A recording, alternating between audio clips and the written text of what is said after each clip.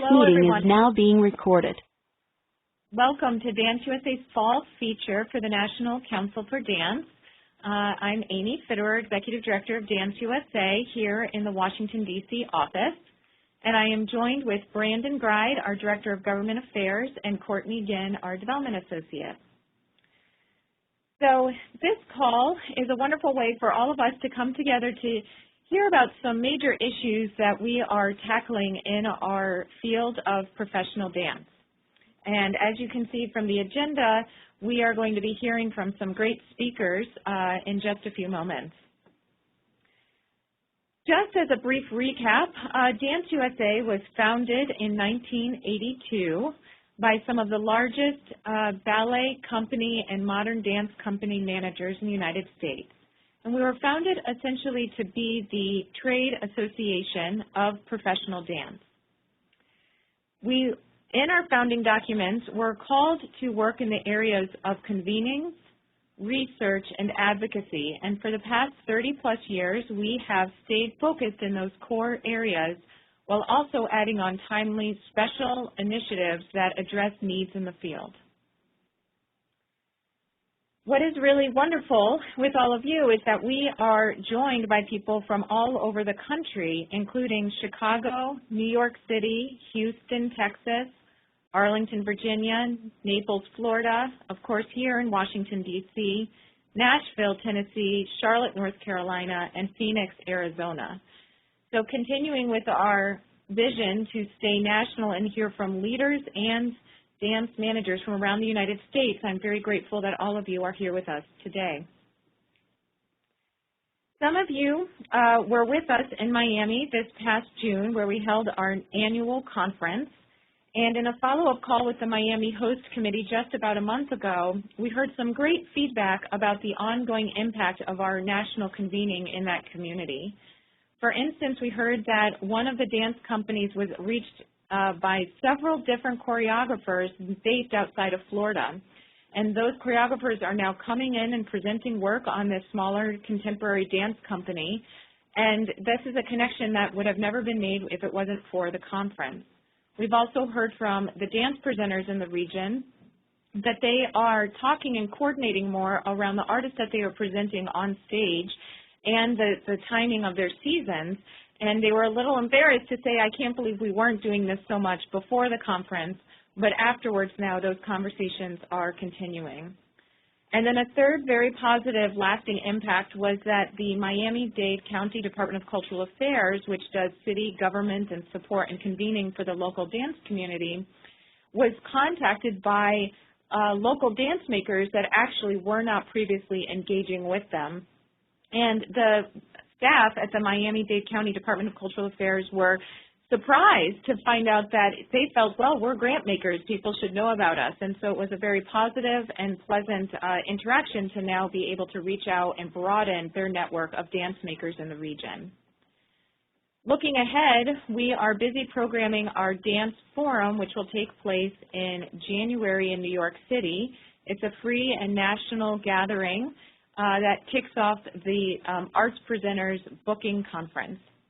And this year we're going to be taking a look at the different ways artists are getting their work performed. And we'll be looking at relationships with service organizations, residencies, agents, presenters, and universities, and getting the attendees in the room engaged in dialogue about the different kinds of relationships they are working in to have their choreography and companies on tour and performing in their home community. And lastly, looking ahead for our next big convening after the dance forum, we will be in Austin, Texas in June 2016. And activities are fully underway there. It will be several days of programming, keynote speakers, dance performances, and opportunities for members of this council to come together to talk about issues in the dance field that they are experiencing. In addition, Dance USA is working on a couple of special initiatives that touch dance makers across the country. One is our Institute for Leadership Training. This is a national mentorship program that currently reaches a majority of participants that are emerging leaders of color. And this program is supported by the Andrew W. Mellon Foundation and the American Express Foundation. And it has been in play for about 5 years, and each year it continues to be improved and modified. And this year we have been able to support site visits so that the mentees and mentors are actually able to travel to each other's organizations and shadow each other through their work. We also right now have our Engaging Dance Audiences Regranting program underway. We're in round 3, and we currently have 23 grantees across the United States who are just now rolling out their projects. This regranting program, with support from the Doris Duke Charitable Foundation, has a focus on supporting dance groups that have a proven track record of reaching audiences of color, the LGBTQ community, and people with disabilities. We also, in this round, allowed unincorporated fiscally sponsored dance groups to apply to expand our reach and inclusion of the depth of dance making in our country. And lastly, our task force on dancers' health, which you will be hearing about shortly, is actively doing their dancer screenings across the United States, and they are collecting some of the most unique data on the state of dancer health in this country. So it is now my pleasure to make sure that all of you are accessing the webinar materials correctly. We have muted all of you, and if you are having technical issues, you can send a private chat to us online through the webinar technology. And essentially, you'll just click the arrow icon next to Dance USA, and then you'll click Chat. Also, this webinar is being recorded and will be posted on YouTube privately to invited individuals, so that those of you who would like to revisit this will have access to this webinar at a later date. Also in the agenda, following each update, we will stop and unmute everybody and allow for a Q&A section that I will help moderate. Please do not hesitate to send chats or questions through the webinar technology during the updates, and then again we will have time for more Q&A also at the end.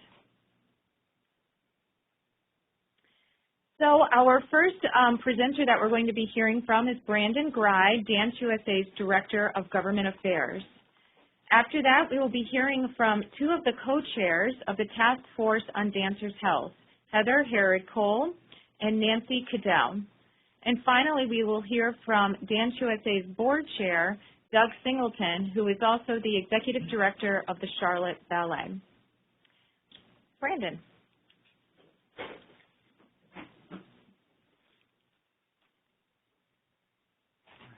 Thanks, Amy, for giving me some time to talk about the work that Dance USA is doing in the realm of advocacy.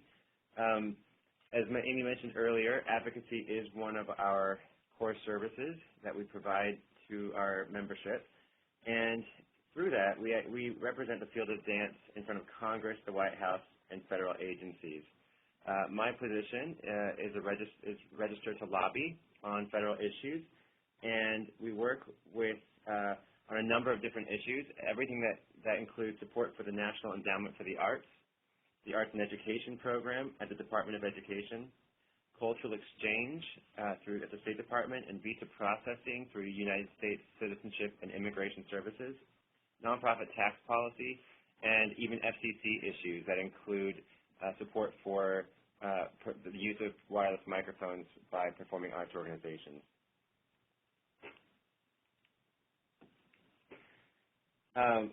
The way we advocate in a variety of different ways. As you probably can assume, the nonprofit performing arts organizations do not have a lot of money to throw to Congress. So one of the things that we try to do is to increase the size of our voice by participating in a number of coalitions. We participate in both arts coalitions and non-arts focused coalitions. The arts coalitions that we work with include the Performing Arts Alliance. And the Performing Arts Alliance is a 501c4 that allows us to broaden our scope of lobbying in a way that we cannot do as a 501c3 at Dance USA. Many of you should be receiving Performance Arts Alliance action alerts that every now and then that encourage you to reach out to your members of Congress. It's a great way to speak up on an issue by sending a pre-populated letter that you can actually tailor to your own community and organization. We also participate in the Cultural Advocacy Group, which of course is not just performing arts partners, as well as the Legislative Planning Committee, which is the group where we gather together each year to craft the revised issue briefs that result in the national asks around policy and legislation for the coming year. In addition to those arts groups, we also work with, as a member of Independent Sector, which is an umbrella advocacy organization for the nonprofit sector, and the Charitable Giving Coalition, which focuses exclusively on the preservation of the charitable deduction. And just this year, we joined the Alliance for International Educational and Cultural Exchange, which is a group that is advocating on behalf of increased resources for exchange programs at the Department of State. So in addition to these coalitions, we do participate in direct lobbying. I regularly visit the offices of members of Congress and speak with their staff, sometimes alone, sometimes with members, and sometimes as part of a large coalition group to work on a variety of different issues. I also will coordinate meetings for members whenever they're in town. So if you are ever visiting the Washington, D.C. area, you can let me know a couple weeks in advance, and I will set up a meeting in the office of your member of Congress. And finally, we advocate through member activation.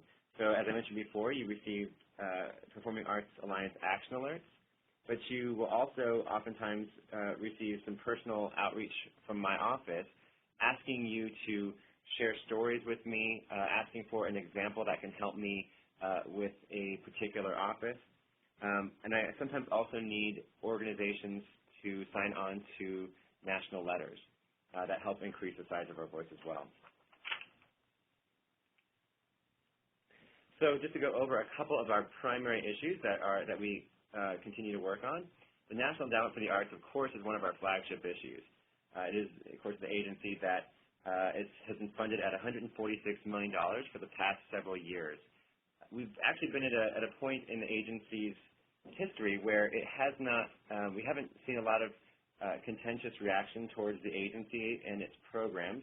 So because of many of the continuing resolutions and the big omnibus spending packages that we've seen, we've sort of been able to float under the radar, even in these challenging economic times for the government. So we've actually been able to remain steady at our funding level. We saw some regular order in Congress this spring. However, as you probably know, we are now going through a continuing resolution through December 11th, and not sure what's going to happen after that. So I will certainly keep you posted. I spend probably more time on tax policy for nonprofits than I do even on the National Endowment for the Arts. Our big ask is to preserve the full scope and value of the charitable deduction. Thank you, Courtney. Which, of course, is key to the sustainability of not just arts nonprofits, but all nonprofits. And we work across the lines with so many of our nonprofit partners that include United Way, American Red Cross, Boys and Girls Clubs, to make sure that we're all talking about how the work that we and our members do are making our communities healthier and more vibrant. I have spent even more time in the past year working with Congress to urge them to reinstate and make permanent the IRA charitable rollover, which allows individuals who are 70 and a half and older to make tax-free contributions to charities directly from their IRA accounts in the amount of up to $100,000. As you probably know, it has expired each year, and it's one of the 55 expired tax provisions that we keep having to work on each year to get Congress to reinstate. We are hopeful that they will reinstate it at the end of this year, but it will likely be a retroactive reinstatement for 2015, unfortunately. Now, another big issue that we've been working on recently is support for visa processing for foreign guest artists. This is a big issue for the dance community that regularly brings in artists from other countries to perform. We have been urging Congress to pass the Arts Require Timely Service Act, we refer to it as the ARTS Act, which would limit the processing time of OMP visas to 14 days, and then would provide, and if it were to go beyond that, would allow nonprofit performing arts groups to get free premium processing for no longer period of 29 days. We know that there have been ongoing delays through the Vermont Service Center here regarding the processing of visas, and we have been working with our colleagues to try and figure out what we can do to eliminate those delays. It has been a huge issue for many of our members, and we are trying to get a meeting with the United States Citizenship and Immigration Services to talk about why it is so important for the processing of these visas to be more efficient. So how can you advocate for dance for any of these issues or other issues that are important to you? You can respond to action alerts from the Performing Arts Alliance. These are, as I mentioned earlier, very easy to do. They are pre-written letters, and all you have to do is put in your personal information and hit send. But you can also take the time to personalize the letters and tailor them to your organization and community. You can join the Dance Advocacy Network, which is currently a Google group, but will soon be implemented into our new CRM. And I periodically will send out policy and legislative updates. I promise I don't send any more than about 2 a month on any given throughout the year, so it won't clutter your inbox at all. But you can also share stories about issues that are impacting you, your organizations, and your communities with me. Sometimes things don't reach our awareness until a member shares this information with us, and it's hard for us to act on an issue unless we know what's happening. So if there's something that's happening in your community that is caused by certain policies or legislation, whether it's a good impact or a negative impact, please feel free to reach out to me at any time and share their stories with me. And finally, please feel free to engage others in your company or community. I often am able to reach administrative staff. Rarely am I able to engage production staff or artistic staff or artists. And for us to be able to expand our reach throughout the scope of the company would make our voice only that much greater on this advocacy work. There are places where you can learn more about the work that we're doing. You can certainly visit Dance USA's advocacy section on our website. You can also go to the Performing Arts Alliance website, and if you're not already receiving action alerts, you can include your name into the Performing Arts Alliance database, and you will receive regular action alerts and legislative updates. And you can also learn more about nonprofit issues through independentsector.org, which provides a number of resources that allows you to advocate on behalf of the importance of nonprofits in your community and state. So that concludes the advocacy session, and I'd like to open it up for any comments.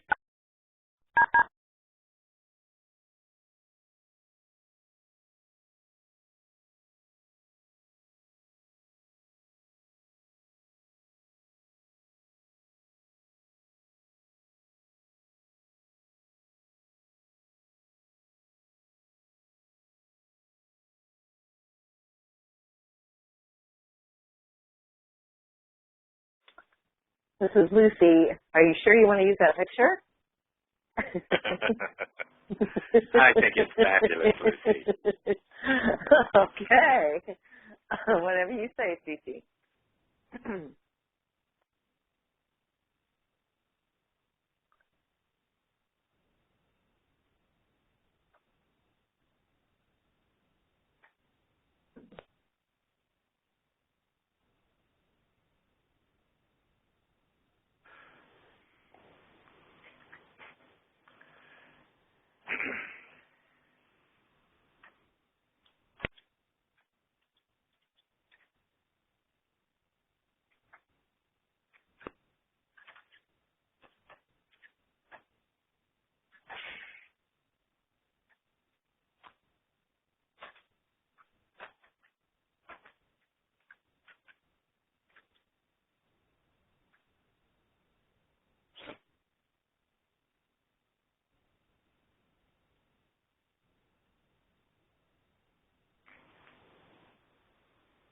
Did we lose Amy somewhere?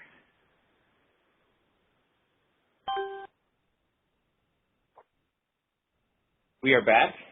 Apologies for the silence that we left you in, but we are back. And I'm not sure when we got disconnected, but hope you heard the rest of the advocacy session and have opened it up for questions. And if there are none, we can certainly move on. You had silence on our part too, so.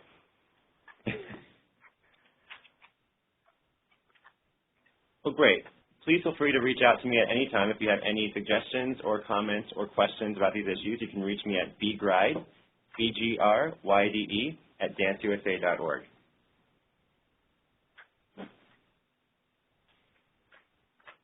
Great. Excellent. We're now going to turn it over to Nancy Cadell and Heather to take us through the Task Force on Dancers' Health presentation.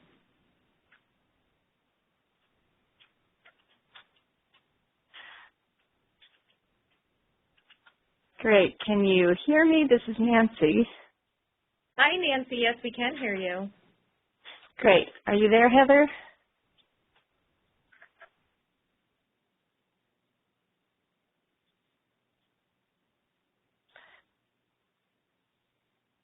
Well, I can't hear anyone else, so let's start.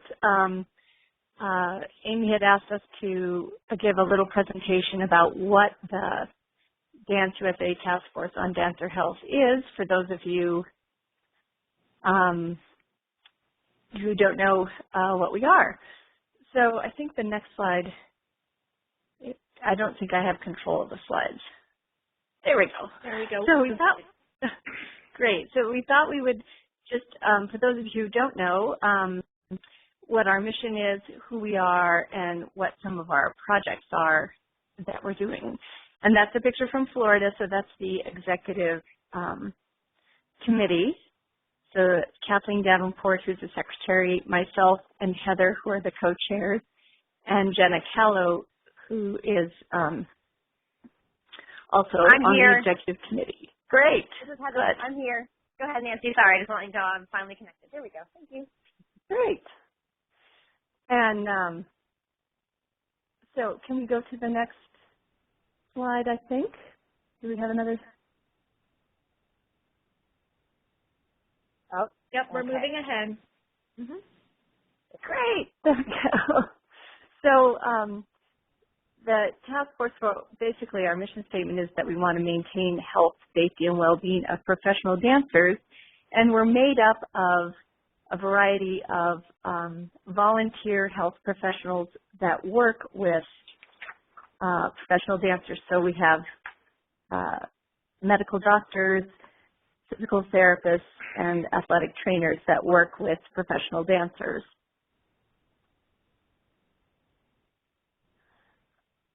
And basically, you know, there are lots of groups in the United States that work with dancers, but this group is very specifically involved with professional dancers, not college dancers or dance schools specifically, unless they're part of a professional company. And what's also really important is that the task force was initially started at the request of the Council of Managers of Dance USA. So it was initially started with Dr. Richard Gibbs, who was asked by the Council of Managers how they could address problems with workers, skyrocketing workers' comp claims. And so the first meeting had a group of medical professionals from a lot of the top companies that belong with to Dance USA, and their very first issue was, how can we address health if we don't actually know what the health of professional dancers is? And so they started with the screening project. But we're not specifically a research group. Correct. So summarizing what we are not a dance medicine association. We are not an educational meeting. We are not a board of directors, a research group, nor all things to all people. What we are, as Nancy was alluding to, we are volunteers. We are healthcare professionals who have a very narrow focus on professional dancers and companies in North America. And like she said, we were formed at the request of the Council of Managers. And as this next slide shows, what we really are, we're very, very busy healthcare professionals who are very passionate about working with dancers. Oftentimes, many of us wear many hats. We're business owners. We work in very busy clinics. We often are working in a clinic and working with a dance company on our off time from the clinic. We often are supports the arts. We've all become really good friends, which is great. But most of the work that we do is volunteer work. And the great thing is we have a really, really large group, and a lot of people are really involved. On our listserv, we have over 100 people, and it's across the United States and Canada. We meet 2 times a year, usually January in New York City, and in June we get to meet face-to-face with the, in collaboration with the Dance USA annual conference, which is just amazing. We love that opportunity. So the task force as a whole, we get together on usually that Saturday of the conference, but then the executive committee has the honor of being involved with the whole meeting and presenting to the different budget level councils and managers so that you guys can get the most up-to-date information as to what's happening with us. So moving on to our goals. What are the goals that we have? And these are based on what we as a task force have decided along with the recommendations from Dance USA. We are trying to do our best to decrease time lost to injury, to increase dancer well-being and contentment, to reduce immediate medical expenses, and decrease disability insurance. Overall, we really are trying to make dancers healthier and establish trends in the overall dance world that are similar to those in the traditional athletic sports world. And I will touch on our injury tracking in just a few minutes. So why just professional dance? Why do we not emphasize preventative measures for schools and students? Mostly because we were formed by Dance USA, and Dance USA's platform is to provide mechanisms to reach professional companies. We have the opportunity to affect an industry-wide change that improves the health of dancers, and professional companies set the standards that will allow students and schools to follow in some of the initiatives that we have. So our executive committee, as you've somewhat been introduced to, is Nancy and myself. So Nancy's based in the Northwest. Myself, Heather, I'm in Nashville. And then we have Kathleen Davenport, who's a physician in Miami, and then Jenna Callow, who is a physical therapist in the Washington, D.C. area. And then we have an amazing group of committee chairs, which you see listed. So Jenna and myself, we run the screening committee. Heather Southwick runs the IRB, Internal Review Board for Human Research, that committee. Gary Galbraith, out of Case Western in Ohio, runs the Data Program and Storage and the Injury Surveillance Committee. Kendall, out of California, and Shaw, out of New York, run the Informational Papers, which we'll touch on. And then we have Lauren out of Boston, who helps to run our Pickup Company and Freelance Centers Committee. And then the Heather Southwick out of Boston, and myself helps to run the website management. For how to find more information on us, you can find us through the Dance USA website. If you click underneath the Research and Information tab, we are listed underneath there as the Task Force on Dancer Health. And within that, there's some information about us, the informational papers, which I will get to in a moment, our screening project, and how to contact us. The best way to contact us as a whole is via that email address that you see listed there, the dancerhealth@danceusa.org. That goes to our secretary, and she routes it appropriately from there. So if you ever have a question, if you have questions after today, and you're like, oh, I thought about this, any ideas, please go ahead and email us. And then you'll see the list of informational papers that we have. So, and we are always open to suggestions and ideas, especially if issues are coming up at the companies that you work at. But here are the current ones on the website. We have vitamin D and calcium, heat illness and dehydration, backstage first aid kit necessities, staying healthy on tour, tips for dancers on anxiety and depressive illness, healthcare options for independent, uninsured, and underinsured, the hot topic of concussion, and then we are in the process of updating our nutritional guidelines and adding pregnancy-related issues for the female dancer paper as well. And these papers are written for the layperson, for the dancer. If there are healthcare things that come up, we ask that those issues are brought to us via email and we can communicate that way. But we really try to just make sure that everything is pretty user-friendly on the website. So we have the informational papers, and then we have our screen. Our screen is probably the biggest project that we have to date. And so I just want to touch for a few minutes on what our screen is, and you will get a list of the participating companies here in just a minute as well. So what the screen is, it is not a comprehensive evaluation. It is not meant for students or non-professional dancers, and nor is it a research tool. What it is, it's usually about 30 to 40 minutes, depending on how much time you get with your dancer, and how it's structured. Each company kind of does their own, has their own system of how they do things. So what the screen is, it's a quick assessment for red flags. So some of those, we're looking for cardiac issues or any hypermobility issues or things that may put the dancer at risk. It is performed by healthcare professionals. It's a way for company dancers to meet their healthcare team. The source for individual referrals, recommendations, and HDP stands for home exercise programs. So it's basically some exercises that people can work on to make themselves, to start improving where they have some deficits. It is a living document. We change it, not often, but we actually just changed it recently for this year, just to try to stay up to date with what's most relevant in the evidence-based practice, especially with what's happening with some of the traditional sports research. And it can also be supplemented in any way by the individual company. So there are things that are not included in the screen that a company wants to add. They are welcome to do so. We just ask that for reliability and validity purposes, that the screen remains the same as what we have. You can add to it, just don't delete from it. So it's supposed to be done post-hire. It's supposed to be done once a year. It can be done more than that, but it's one standardized screen. And again, it's 30 to 40 minutes. There's two major components. There's a health history component, and there's an objective physical assessment as well. If people are not familiar with using a screen and you have healthcare practitioners in your area who want more information and who want to be involved, we do have very, very detailed guidelines as to how to do the screen and how to do the test. And we also have a video to help.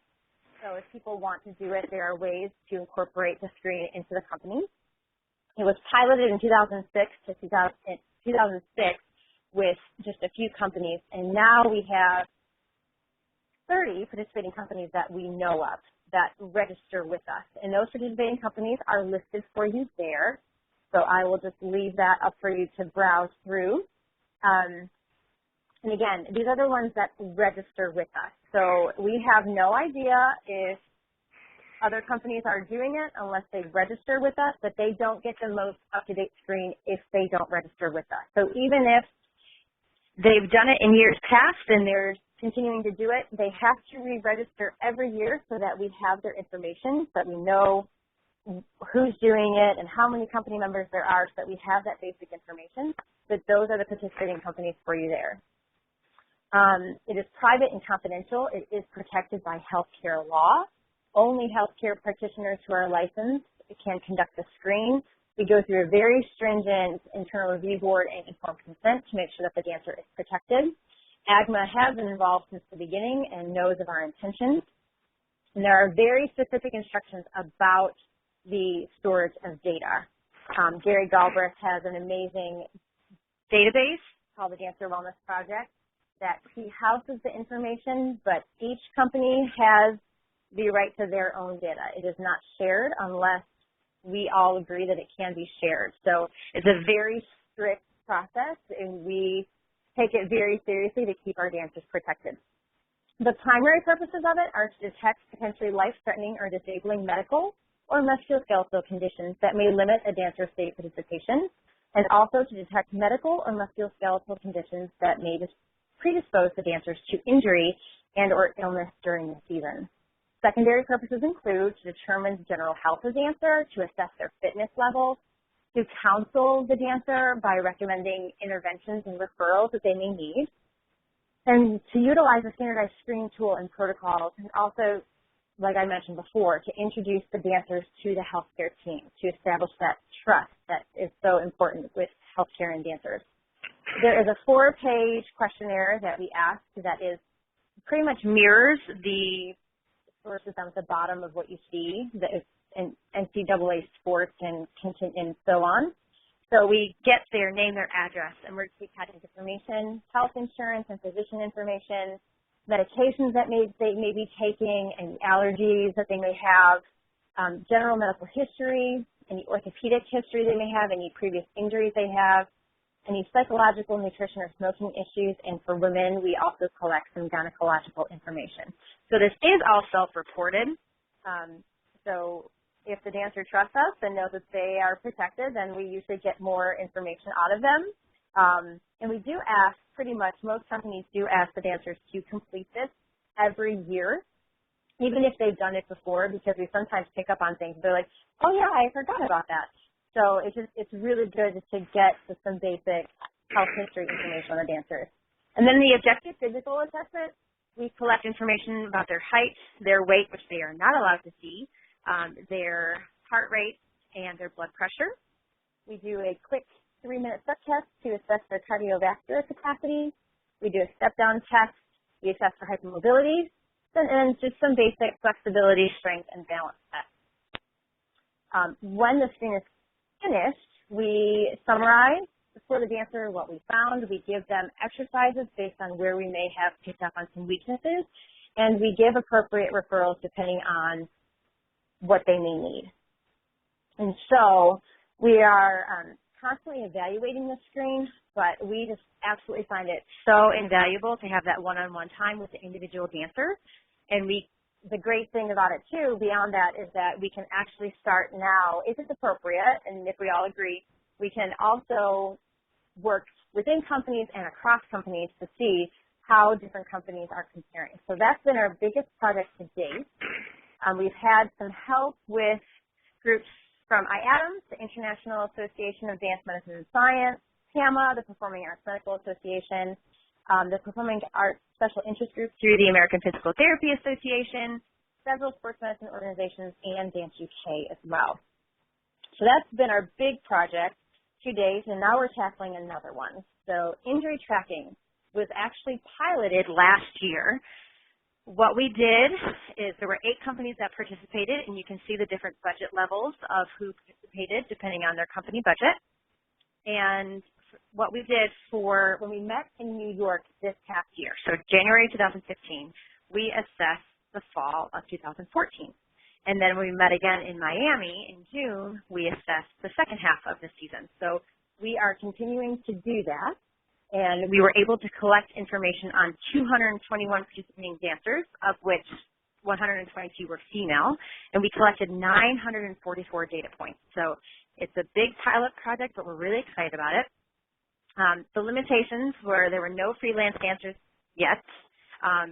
Different people were reporting information. So a physical therapist versus a physician versus a company manager, the information may be reported a little bit differently, but hey, it's a start. And when we have our upcoming meeting in January of 2016, we'll have more information and more numbers to collect. So with injury tracking, what we are doing is we're collecting 3 different parts of information. 1, just demographics on the dancer.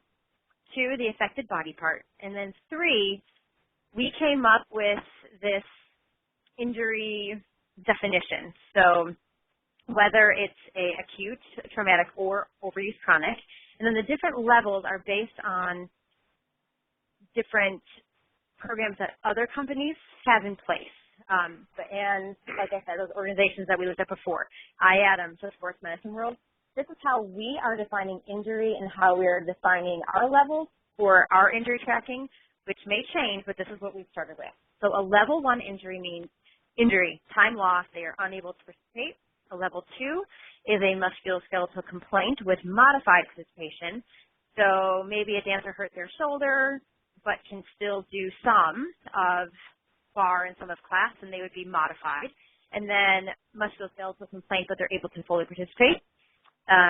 So we will hopefully have lots of information in the future, but like I said, we've just been through the pilot year for that. So in summary, so our current issues, goals, and tasks, we have our upcoming meeting in January of 2016. So after this talk, if there are questions, if there are interests that you have, if there are suggestions that you have, please email us. We are always interested in knowing what people want more information about. We are in regular communication with Dance USA, which is just invaluable to us. We will continue our screening project. We will continue our informational papers and add to those appropriately, and continue our injury tracking and surveillance. So I have to give a big shout out and thank you to Dance USA for all of just the invaluable support that you give us. The Hellman Foundation, which provides us a grant to allow those of us who wouldn't be able to travel to the meetings to be able to travel, and to our amazing task force team, because Nancy and I are just two of a bunch of amazing, amazing people, and we couldn't do it without the amazing team that we have. So thank you for your time, and welcome any questions that you have. Everybody should be unmuted, so please feel free if you have any questions or comments that you would like to put out there.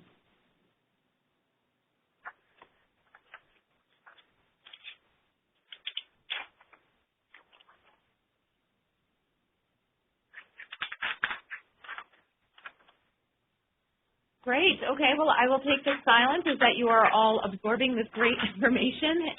Please remember that you can chat with us during the presentations if questions arise or you have additional comments.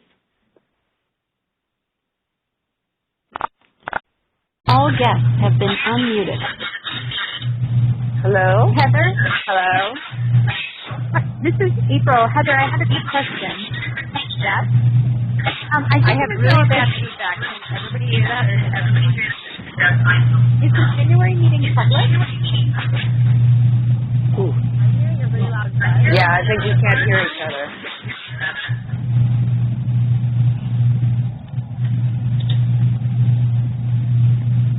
Hello? April, I can kind of hear you. Oh, Heather, I was just asking if the January meeting was public. And we do, it depends on who you're asking about. If we do talk about healthcare information, but we can structure it to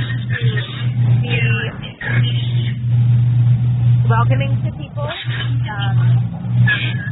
It's just, there's a certain parts that we have to keep closed to healthcare practices, but we can always structure it to the last half.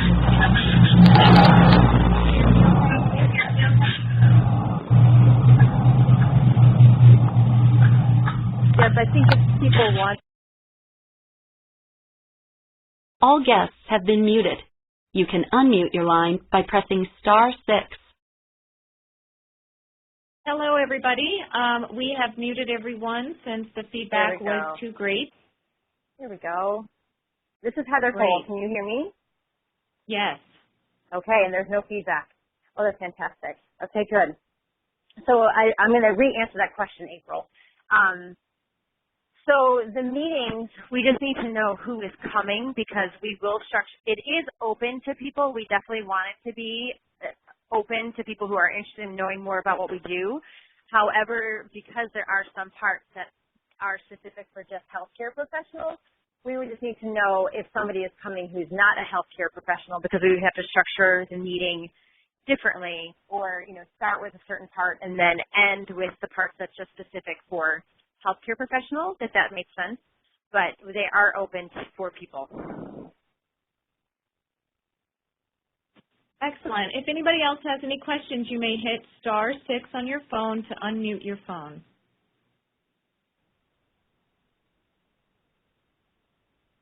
And if you Hello? are interested in Hello? Sorry. This is Heather Cole again. Lucy? So if anybody is interested in coming to the meeting, they just have to email us at our email address so that we know who's coming, because we have to account for the number of people. So our email address, again, is in those slides, but let me tell it to you. Just to make sure I'm not correct. It's dancerhouse@danceusa.org. Or you can find it through the Dance USA website as well. Okay, thanks. There you go. Thank you. Lucy, did you have a question? Yeah. Can you hear me? Yes. Okay. I was just curious, for a company of my size, I know Jenna's in the area, and are you aware of any sort of grants or anything that would support the cost of doing something like this for we're not full-time a company, but it'd still be a wonderful thing to be able to do for the dancers? Are you aware of any sort of funding sources? Because Are you talking about for the screen, Lucy? Mm-hmm. Yeah, for the screen. Okay. Where are you located? Arlington, Virginia, and I actually yeah. I send my dancers to Body Dynamics when they have injury or need help. But it's just kind of as needed. We have not done official screening. How big is your company? About 9 dancers. Okay. So we can definitely be a resource for you and your dancers, and that's kind of what the Hellman Foundation grant that we have is for. And it would just be how to best coordinate with the practitioners in your area, whether we hook you up with Lauren Elson, who is the committee chair for our freelance dancers, and have her help to coordinate, or you can coordinate directly with Jenna Callow and I with the screening committee. But if you don't mind, just shoot an email to the email address, and we will coordinate and get back with you about what would be the best approach for getting the screen implemented for your company. Thank you. You're welcome.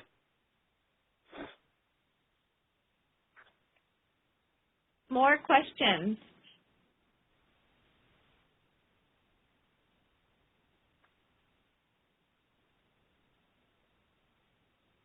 All right. Well, thank you so much, Heather and Nancy, for this presentation. You do such important work for our field, and we know how hard it is for you guys to volunteer your time for this work in addition to your full-time practices. So thank you so much. Now we're going to be turning to Doug Singleton, Dance USA Board Chair and Executive Director of the Charlotte Ballet, and he's going to share with us some information on a new initiative that he's actually been working on for quite a while, and it has to do with improving workers' compensation insurance for dance companies across the United States. Great, thanks, Amy. And Heather and Nancy, as a recipient of the great work that the task force does, thank you guys so very much for what you do for the field. Just a little bit of background for everybody. When I took over as the executive director for the Charlotte Ballet about 10 years ago, the first big financial issue that happened to us was workers' compensation premiums jumping over 100% in a single year.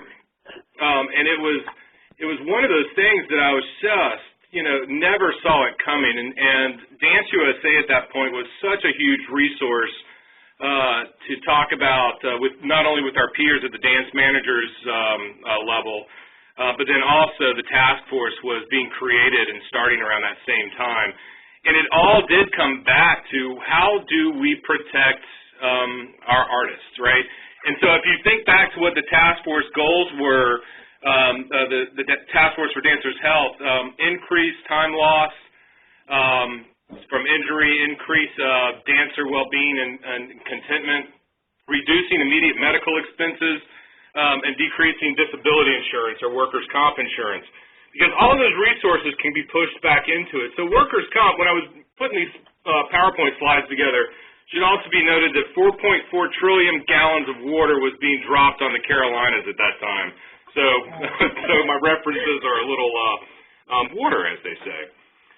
So workers' compensation is a lot like a meandering stream. It's nice that we have to have it there, and it's pretty, but it can be very unpredictable from a management standpoint. And we're not going to solve the issue of dancer injuries. It's it's going to be related to the field. It's what we do. But what can we do from the workers' compensation pool, I hope can reduce the resources provided, the resources necessary from each company so that those resources can then be invested back into their most important assets, which are their artists. And I think that it's the healthcare, the Task Force for Dancers Healthcare, we both have an aligned agenda in that regard. So I thought I'd go through just a couple of data points, and I also just did a SWOT, analysis of the program and where we are. We are in process. It is not rolled out. We are working with the insurance carrier right now to start the pool. I would expect the pool to hopefully happen, and I've said this before, and it still hasn't happened.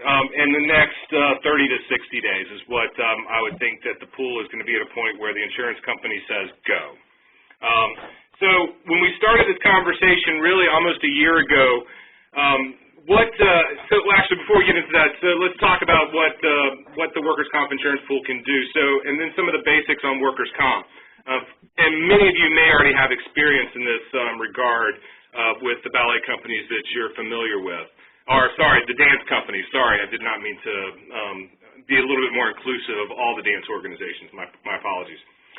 Workers' compensation insurance is required by almost all the states. I think Texas, Cece would probably agree that you don't necessarily have to have a workers' comp, but I think it's probably a good idea. Premiums are calculated by employee class and the level of compensation. So how much are you paying someone and what is their job? The rates are for dancers and your stagehands are 4 to 5 times the amount of money, or the amount of the multiplier is 4 to 5 times larger for that of somebody who is just in the admin offices. So obviously your dancer payroll and your stagehand payroll will drive these. And also under the dancers, you're also talking about designers, who may be actually just your 1099, but they will be picked up in your workers' comp, as well as musicians, anybody who works, quote-unquote, on or near the stage. Premiums are calculated over a 3-year rolling average, plus the number of claims and the cost of those claims. So the insurance companies are not-for-profits, and they do plan to make dollars. And so just as you use if you are accident-prone in your automobile, your insurance will go up. It is very, very similar if you use your workers' compensation insurance on a regular basis. That will also impact your premiums. But it should also be noted that every organization will have extraordinary claims, right? We will experience an ACL, an MCL, some sort of, you will have these major claims that take people out for a long period of time. And that will increase and impact your premiums very, very quickly. So by the numbers, so when we started this process, we really got started about, I would say 9 months ago when we started putting pen to paper. And we had 13 companies that were interested in participating at that point. And we are looking at the mid-size managers and up. That's where this initiative came out of. And really, over a year ago at the conference in Minnesota is where everybody in the manager's level said, well, let's give it a shot. The one quote that I remember saying is that we could do absolutely nothing or we can try something. And I think that kind of talks to the desperation that the managers are feeling trying to manage and prepare for the workers' compensation premiums. So by the numbers, we had 13 companies provide us with their history with the utilization of workers' compensation insurance over a 3-year period. This is all reportable back to the state, so it's all coming from their what they call audits and their state filings. The payouts, well, the premiums were $1.94 million in total premiums by the 13 companies, and the payout was not quite $1 million, $940,000. So obviously there were dollars that were being made, and everybody knows that managing insurance claims and the admin associated and the risk that they take is kind of cooked into the cost of your premiums. But what it showed us that if we were to pool our dance organizations together, we will start to have a scale of economy that could actually work. And what we're trying to do is nationalize this, right? So from each state is typically mandated by each state that you live in, but you can go outside of that and get into what they call industry-specific pools. But you have to have the right carrier to utilize those, to carry those claims. And so this was our first attempt to say, is it even possible? And obviously, when we start to look at just by the numbers, what it looks like is yes, is possible. It should be noted that since that time when we first did this initial report out, which actually happened in June, since then we've actually had, after the conference in Miami, we now have 30 companies that have provided information to the Arts Insurance Program, and we're almost over $4 million worth of premiums. And so the insurance company the insurance underwriter is very, very interested. The Arts Insurance Program is a subsidiary of the Maury, Dunley, and Parr Insurance Organization in Baltimore, and Bob Middleton is the director of the Arts Insurance Program. And personally, in my own experience with Bob, I've had Bob as our insurance carrier for over 7 years and has done a really great job for me, as well as other dance organizations throughout the country, as well as performing arts. So his portfolio in the performing arts world is quite extensive in his experiences as well. So when you start to look at the strengths and the weaknesses of what the workers' compensation pool, how it might work and what it looks like. So from a strength standpoint, why I think it could be successful is that the brand equity of both Dance USA and the members that are going to be part of this really create an opportunity and interest with the insurance carrier to take this on. The task force for Dancers Health has been part of the conversation because most of the organizations that are currently in the numbers that we've provided are participating in the task force for Dancers Health. So there is a baseline, like the screening is a great tool not only for the medical teams, but it's also something that we can state to the insurance carriers that we are working towards how do we fix and manage and reduce our exposure.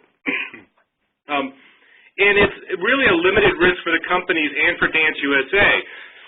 Excuse me.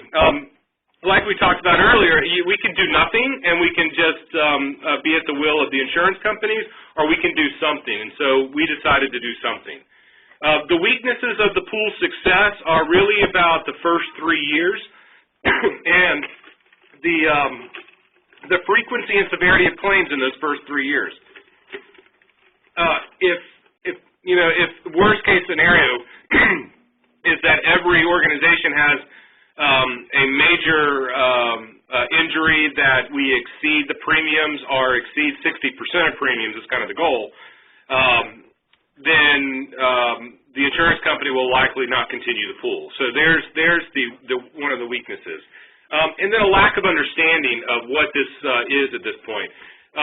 One of the things that we worked with our largest organization so that we could get the pool right. So what we want to make sure is when we communicate this out, don't expect that you're going to continue to not see ebbs and flows in your insurance premiums.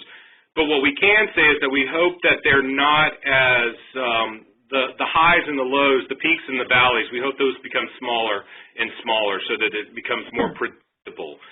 We have to also make sure that we are investing any savings that the companies do have back into our dancers and their medical needs.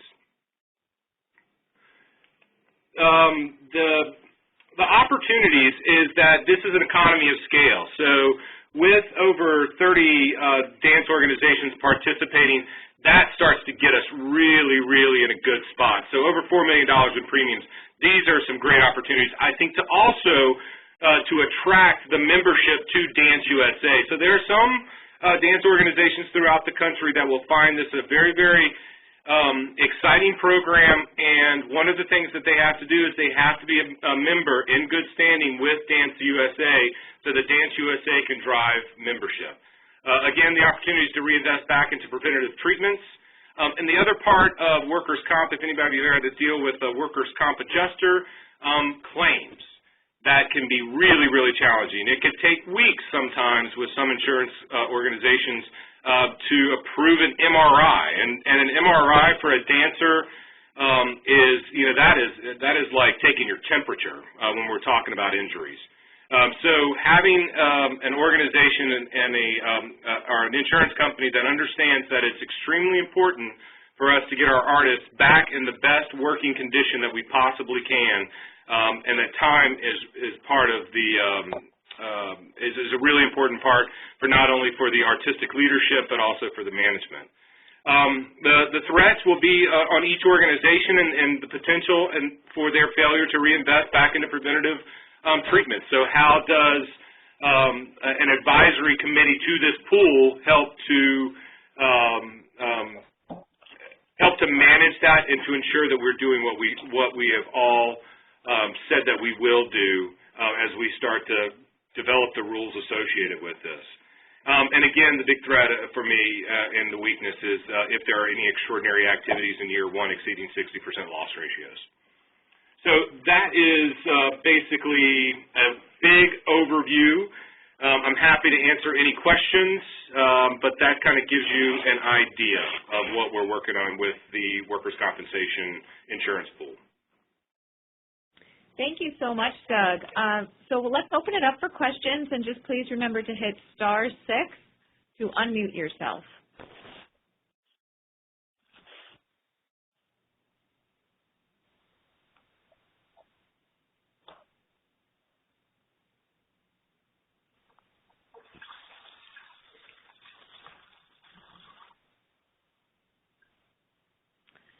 Okay, great. Thank you, everyone. And thank you so much, Doug, for sharing this great information. Yes, I'm really happy to see that something is being tried to move us forward and relieve this very tremendous and risky financial burden on dance companies and, as you said, try to reinvest this money back into our dancer wellness. So I'm looking forward to working with you moving forward to carry this out and work with the Task Force on Dancer Health. Can I ask, this is Heather from the task force. Can you hear me? Yep. There we go. Yes, I can. Sorry, I was trying to unmute myself. Thanks, Doug. That was great information. I just have a question about the 13 companies that you collected the information from. Are those all within a certain territory, or are those across states? Are you able to say where those are? Yeah, they're all over the country. All over. Okay. And are they all different sizes as well? Yeah, they range from, I think the smallest, and so when we, that's a subjective term on size, Sure. But if we look at it from a revenue standpoint, I think the smallest organization's around $4 or $5 million, and the largest organization is exceeding $56 million in annual operating budgets. Is there anything that you can think of that you would need from the task force immediately to help with this program? Yeah, we've got a meeting on the books, and we're going to take Arthur Espedito's medical team from the Washington Ballet and sit down with Bob Middleton, the insurance broker, and Nancy's at the table to start that conversation. I think it is very, very fluid at this point. But I think we need to figure out what our baselines are for folks who join this, and the minimum could be that they're doing the screening, they're tracking the injuries, and that they have a medical team on staff, or at least associated with their organization, right? And then how do we ask them to do more in the future? I think that will really start to look at where our success rates are and trying to understand what best practices are both at all the organization. What are some of the baselines, right? And I think Harkness is going to be a huge resource in this process. They've got a lot of work that they've done up there. And so how do we start to create some level of baseline of basic medical needs for dancers within organizations? That's great. When is that meeting taking place? You know? I think it just got scheduled. It's like the 28th of October. Okay, great. Much more to come. Awesome. That's great.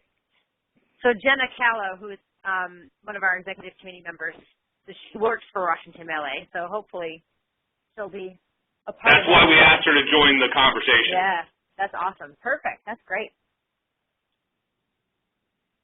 Okay, thank you. That's great. Thanks, Doug.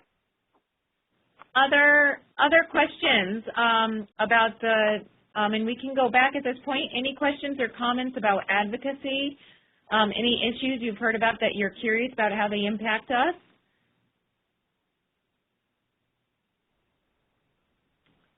Remember to hit *6 to unmute yourself. Yeah, one thing, Brandon, you and I, we touched on this when we were chatting earlier in this week, but the one thing that, for those of you involved in organizations at an advocacy level to pay attention to is the Fair Labor Standards changes that are about to happen. And I don't know, Brandon, if you want to speak briefly on that. Sure. What Doug is referring to is there is a proposed change to the rule under the Fair Labor Standards Act for individuals, for how we treat individuals who are salaried and work more than 40 hours a week. Currently, individuals who make less than $23,660 and who do not meet the white collar exemption are required to get overtime compensation if they work more than 40 hours a week. In fact, if you do not have, even if you meet the white collar exemption and still earn less than the $23,660 a week, you are still eligible for overtime compensation. The Department of Labor has proposed new rules that would increase that threshold to just over $50,000. I believe it's $50,440 per year. So individuals, regardless of what your title is in your organization, who earn less than $50,440 per year would be eligible under these proposed rules for overtime compensation if they work more than 40 hours a week. This would, of course, be very challenging for many nonprofits, and the Department of Labor did not reach out to the nonprofit community when they're preparing to propose these new rules. Dance USA worked with many of our partners through the independent sector, and we worked with independent sector, and they submitted comments on what they think should happen around these rules. Independent sector's primary comments to the Department of Labor included the fact that they should take into account regional and economic disparities so that organizations that are in locations that have a lower cost of living should be taken into consideration. They also asked for a phased-in implementation of this new rule so that wasn't such a big leap from 23,000 to 50,000. And they also asked the Department of Labor to communicate with them to communicate with the nonprofit sector should they re-examine any changes to the white-collar exemption, or what they also refer to as the duties test. We are keeping a very close eye on this. This is not something that requires any congressional action, although I believe that there has been enough feedback that whenever these new rules are implemented, they will not look the way that they currently look today, but they will likely be implemented in some form. So Dance USA is paying very close attention to this because we do not know the exact impact this will have on nonprofits, as the language under the Department of Labor's rulemaking is extremely unclear, and we have asked for clarification from the Department of Labor so that we can be a better resource to our members. As soon as that information becomes more clear, I will make sure that we have resources available to educate our members on what steps they need to take. Part of that education will be to make sure that our members are in compliance with the rule as it currently exists, but I will certainly keep everyone updated on this proposed rule. Thank you, Brandon. Other questions or comments related to our advocacy work?